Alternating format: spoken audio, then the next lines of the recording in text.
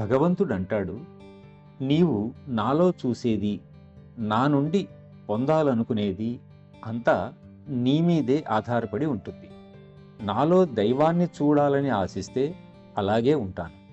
నీకు నేను సంపదలిచ్చేవాడిగా అనిపిస్తే అలాగే కనపడతాను. అయితే నీవుగా ఆశించకు, భంగపడకు. ఎందుకంటే నీవు ఆశించకపోతే నేను నా దగ్గర ఉన్నది నీకు ఇవ్వగలిగేవాడి. కానీ ఇప్పుడు నువ్వు ఏదో ముందే ఆశించి దానిని మాత్రమే పొందుతున్నావు. చూసావా, దానివల్ల నువ్వు నా చేతులు కట్టివేశావు అని. మనం ఆశించేది మన బుద్ధికే పరిమితం అవుతుంది. ఆయన ఇవ్వదలుచుకున్న దానికి అది అడ్డుపడుతుంది. కాబట్టి ఆశించకు, భంగపడకు అన్న నియమాన్ని గంభీరంగా తీసుకోవాల్సి ఉంటుంది.